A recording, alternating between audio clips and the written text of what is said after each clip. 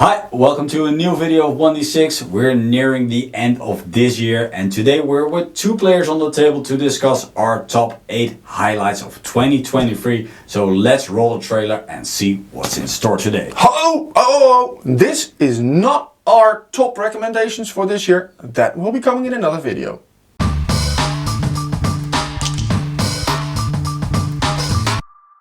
So let's start off this highlight list with Oros, one of the first games we received at the start of this year. Yes. And if you don't know Oros is a tile laying, tile shifting game with a worker placement mechanic on top of it. Yeah, you're trying to build temples, right? Yeah. You need to build mountains, and upon those mountains you can build temples to praise the demigods or the gods or whatever, but to gain victory points.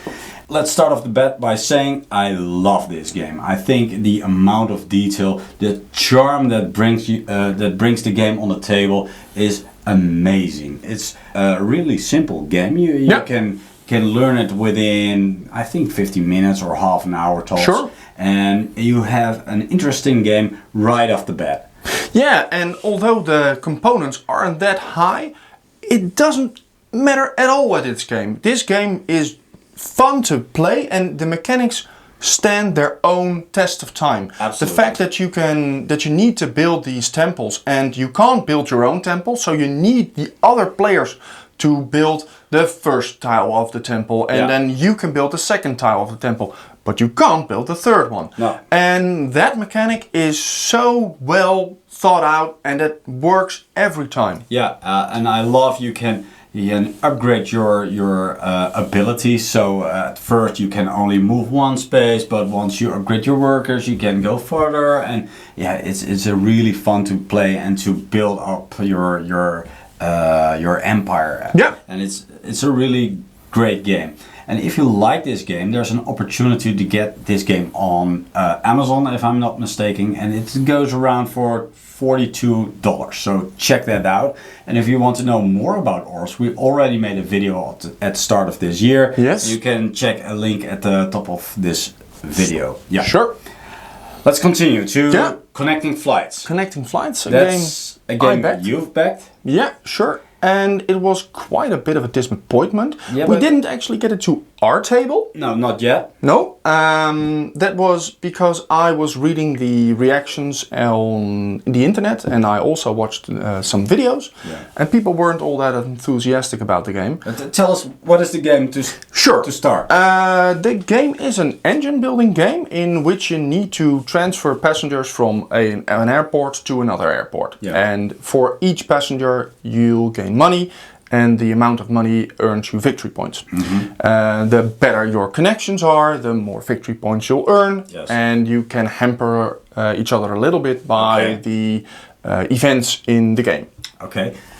Once I first saw the game, I thought it was more of a filler-like game, but am I mistaken? Is it a full-fledged game? Yeah, I think it's a full-fledged game. It takes too much time to set it up as a filler. The whole game is already too big to be a filler game. Okay. Though I have to say that for the player that is more on the hardcore side, this game will probably never reach your table. Okay. The more relaxed player might want to buy this game, but when I say relaxed player, I really do mean the mid-level player, or the mid-level to the lower tier player. It's not, the rules are very easy to follow, but the mechanics are just a bit wonky. So you've tested the game, one player? Yeah, one player. And did you enjoy it or didn't you enjoy it? Well, I did actually enjoy it a little bit, but I just found the whole process quite repeating. Yeah. And there isn't any real depth in the game. So I can imagine that if you don't pull the right cards, you are basically left at the beginning of the game knowing that you probably won't be going to end the game at the best part or with the highest score. So if viewers want to know more about the game, they can check out the link upon this video. You've done a review on the game, right? Yeah, right. Okay, so check it out if you want to know more about Connecting Flights, and let's discuss the third game on our list. That is Scarface 1920. That is also a game you've backed. Yeah. And I must say the game is really appealing. I like the artwork. I like the idea of Scarface 1920. But to be frank, I don't like the gameplay that much. But before we discuss if we like it or not, please tell us what the game is. Yeah, the game is an area control game with an asymmetrical twist. So you have 4 different bosses, and each boss has its own unique abilities and has its own upgrade table. They also have their own deck with their own goons, which you need to evolve during the gameplay. Yes. During the game, you want to try and get the most points, I remember correctly. Yeah, it's a victory point game. Yeah, and all in all, we had the problem of focusing, I guess, too much on the cards. Yeah, one of the things that's happening on the game is it's an engine building game, and you're building your own engine. It's area control and engine building, and you're really focusing on your own empire. Yeah. And because all cards are unique, you have to focus on, okay, what am I going for? What's going to be my strategy? And it's hard to also focus on what your opponents are doing. And because of all those cards are unique, it's even harder to get a grasp what's happening on the other side of the table. Yeah. And that's one of the things that I didn't really like. Yeah, but it also is a little bit enhanced by the fact that whatever card your enemy plays usually or typically doesn't really affect you, except for when he triggers a raid, because the heat has been triggered or has been risen too high. Yes. And even that component was a little bit funky, because the players at the bottom shouldn't be hit that hard. But during our gameplay experience, we found that they were actually hit harder than the ones at the top. Yeah. When I first saw the mechanic, I thought, oh, this is Power Grid all over again. And this is a mechanic that helps the weakest player to catch up with the stronger players. But it's on the contrary.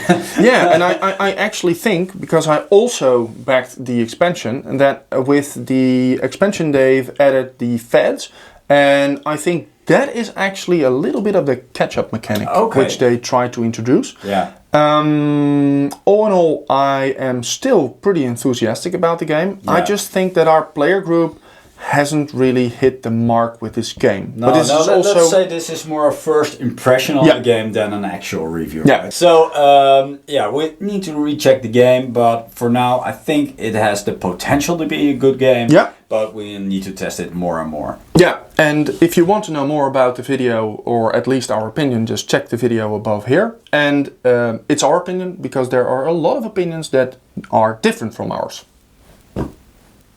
So let's continue to the fourth game on our list. Sure. And, this is not a Kickstarter campaign. It was a Kickstarter campaign, but not of this year. No. We bought the game in retail. Yeah. And the game is Frostpunk.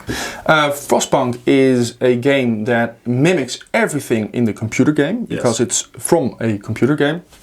And in this game, you are a group of survivors, and you're trying to, pretty much end the game while being alive. Yes, and there are different missions, so you can pick a mission before you start a game. There are easy missions, intermediate missions, and hard missions, but even the easy missions are pretty hard.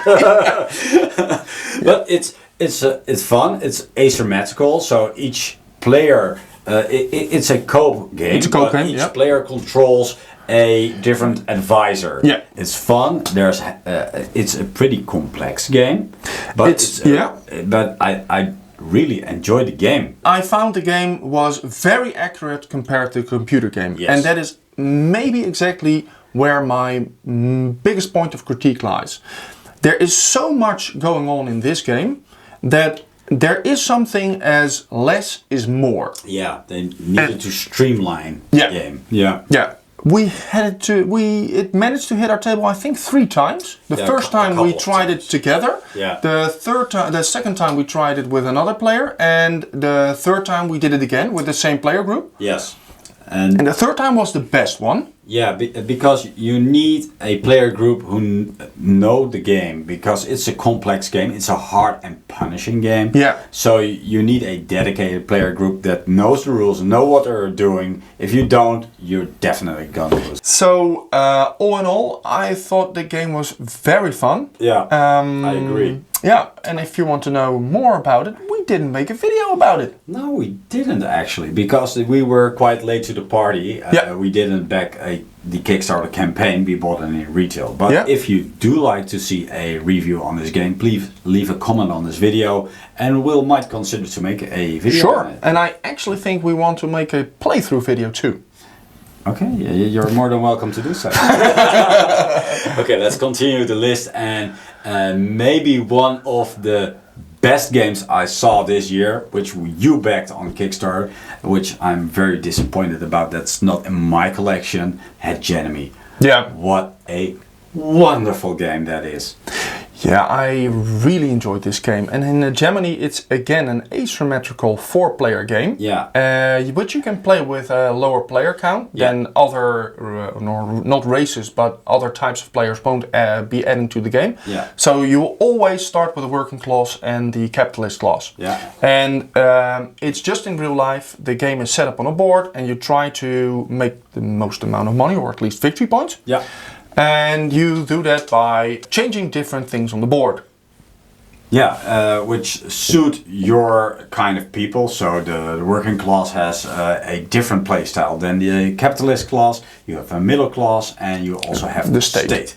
And it's kind of a economical game, but streamlined and fun. And if you compare the game to Scarface 1920, where everybody's doing their own thing, that happens in this game too. But the big difference between those games is when I do something for my class in Hegenomy, it directly affects another class. And normally when I do, tug of war. Yeah, and you're constantly struggling. Okay, I want to raise the taxes because that's something good for me. And in the meanwhile, the capitalist class wants to do something different, which hurts me again. So it's a constant struggle between keeping a right balance for your group. Your group. It kind of reminded me on Brass of Birmingham. This game, I thought it was Brass of Birmingham on steroids.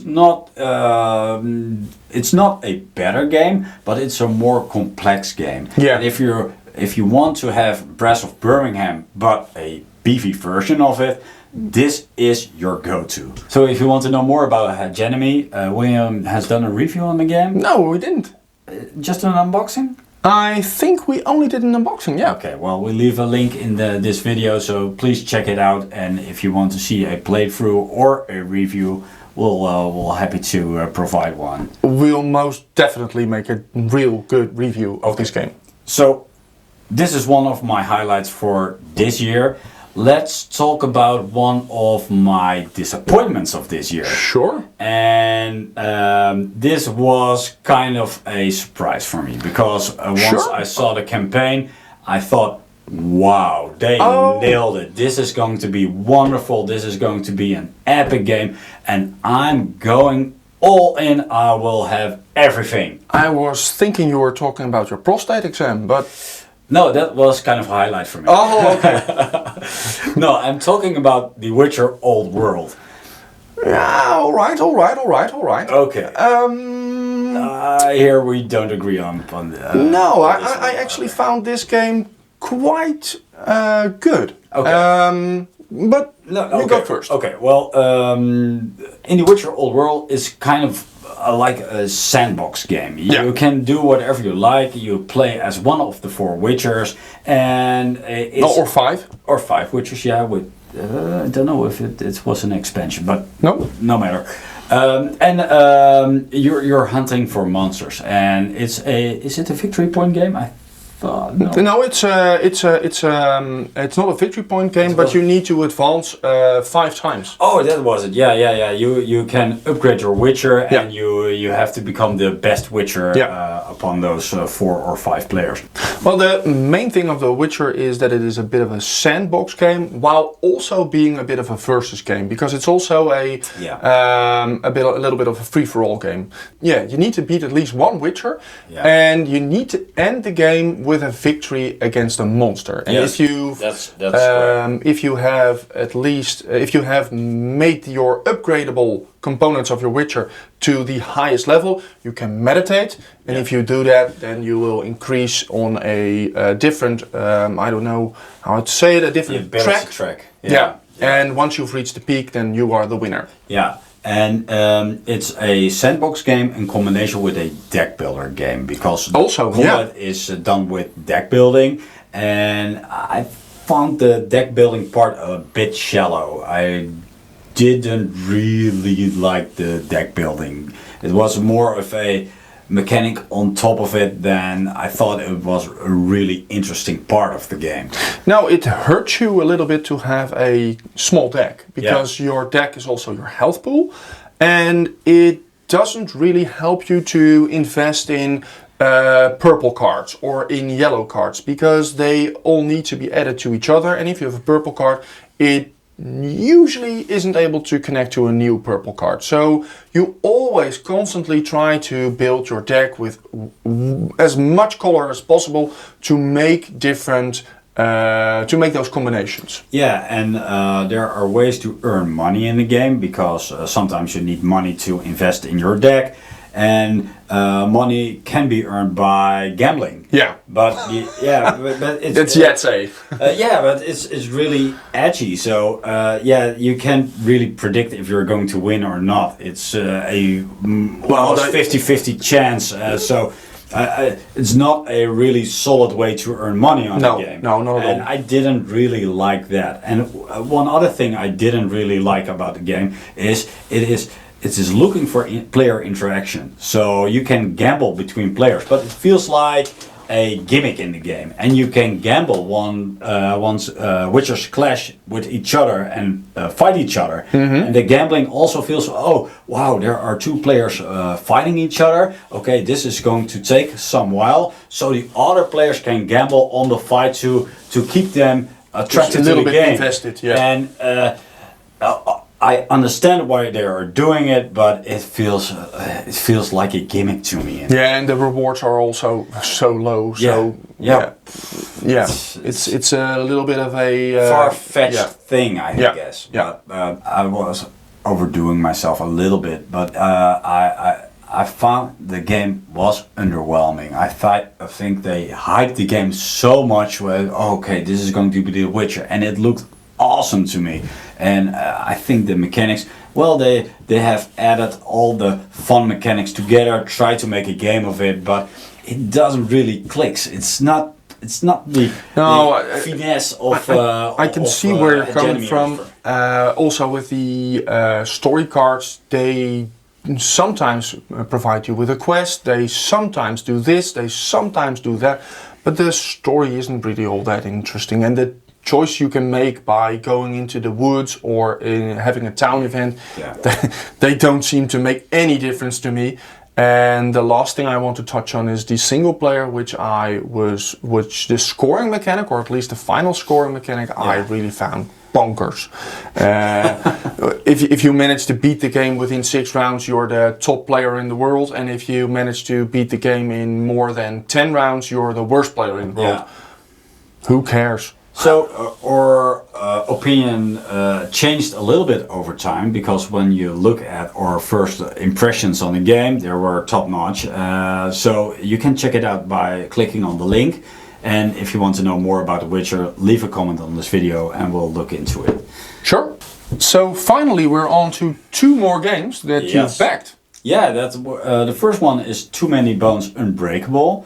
We played it once, and Too Many Bones is a a co-op game. You play one single mission, and the goal of the game is to beat the boss character. Yeah, it's a dungeon crawler. Yeah, it is a dungeon crawler. It's kind of a more abstract dungeon crawler. And the thing about Too Many Bones is you're leveling up a character.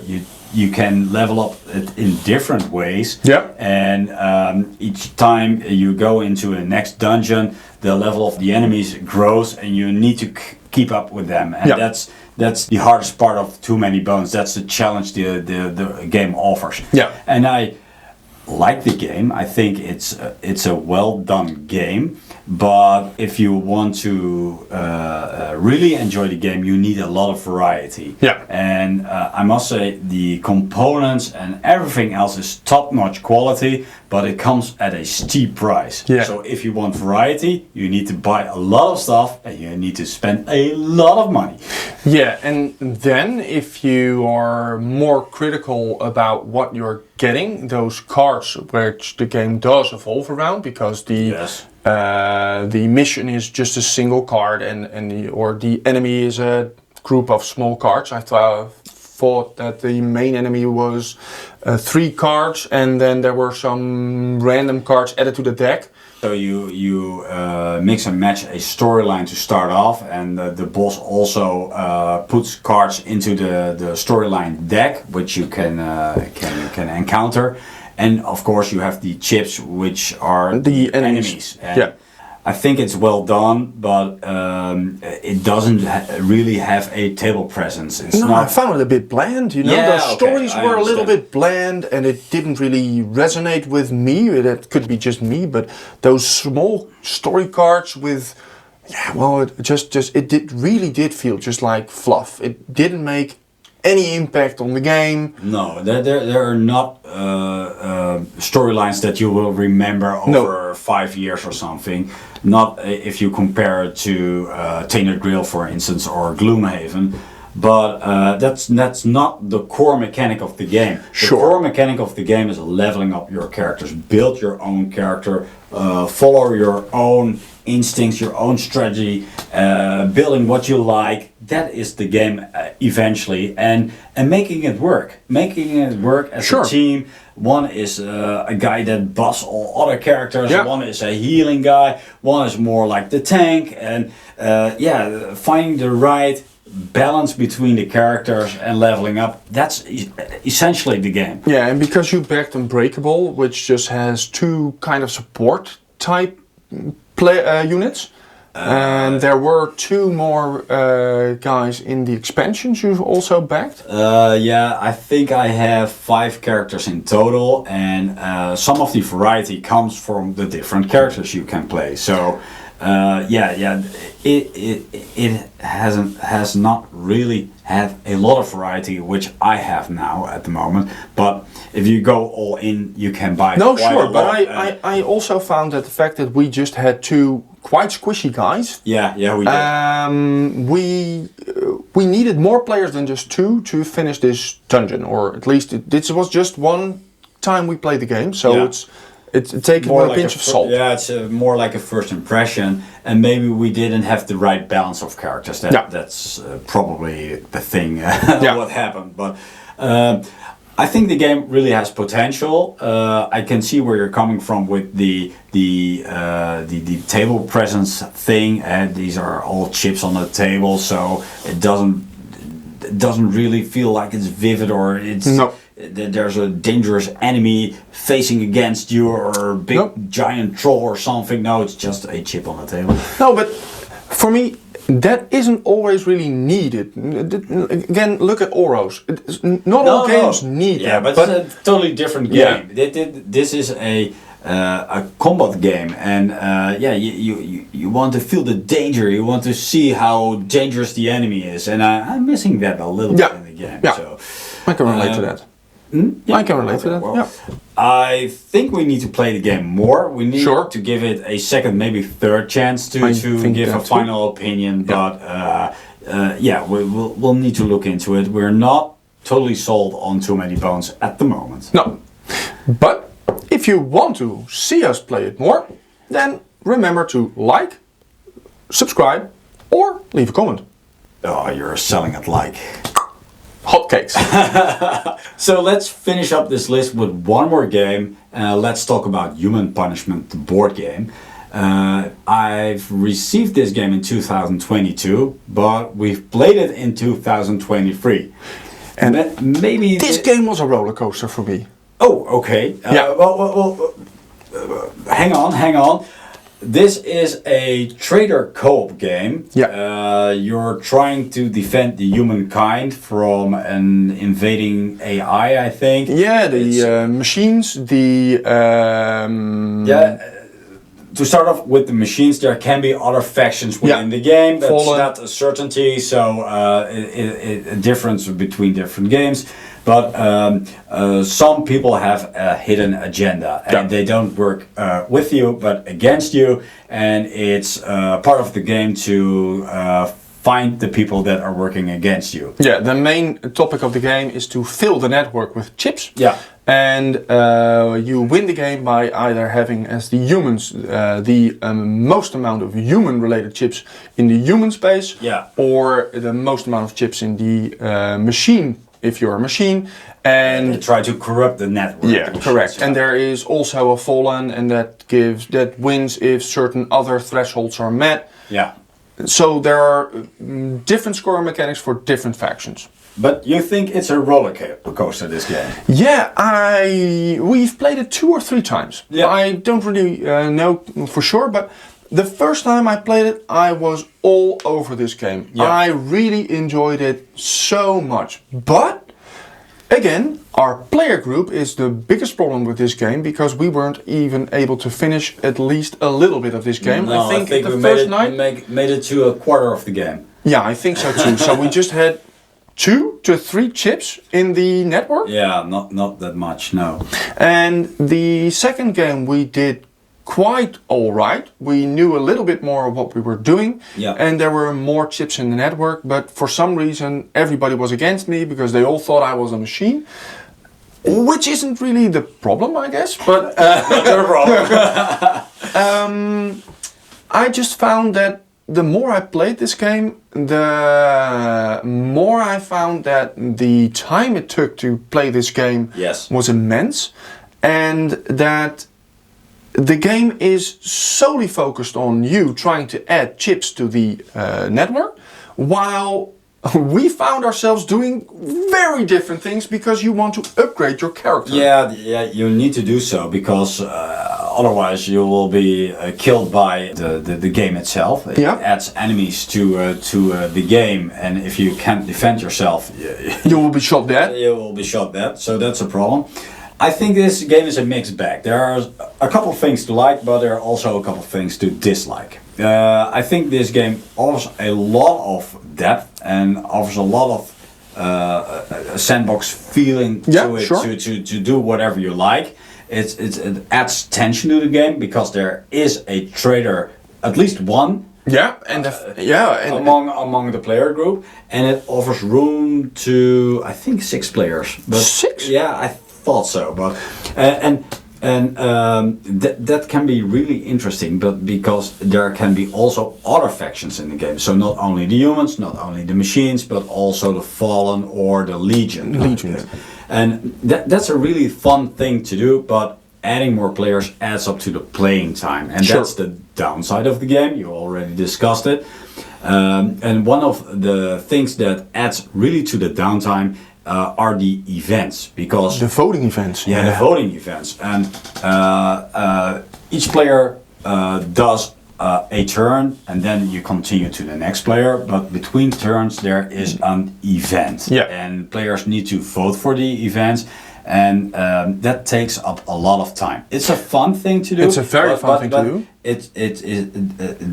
It was better if the events came up once in a total round instead of between every player turn. So I do think the voting and the event thing is fun. Yeah, it's very fun. But it comes up too often. Yeah, it's way too much of a downtime to the game. Yeah, exactly. And that's one of the main things I disliked about the game. It pauses too much, and a player turn can be quite fast, but this slows the game down. Yeah. And it's a pretty long game.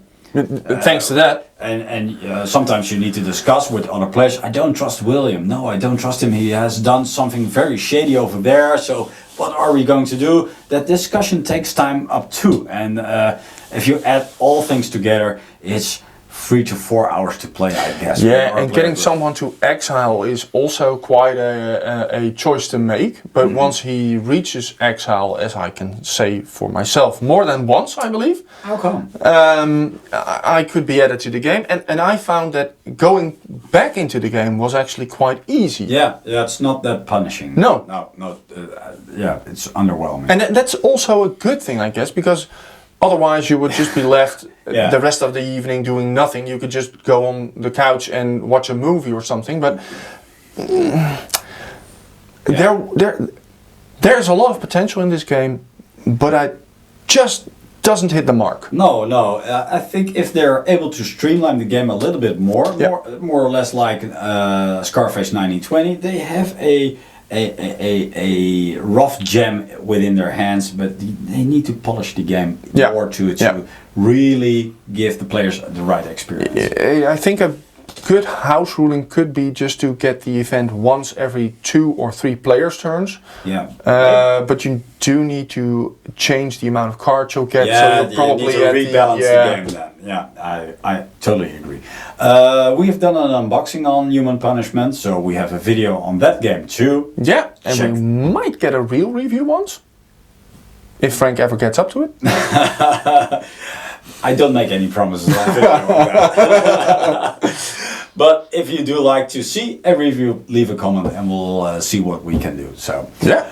So those were our highlights of 2023. We played way more games than we just discussed in this video, but we can't say those were highlights of 2023. Nope. There were older games too, so that didn't make the video. But if you have any recommendations on your highlights of 2023, please leave a comment on this video. And while you're at it, leave a like and subscribe to the channel, because this is the end of the video. Thank you for watching, and we'll see you in the next video. Cheers.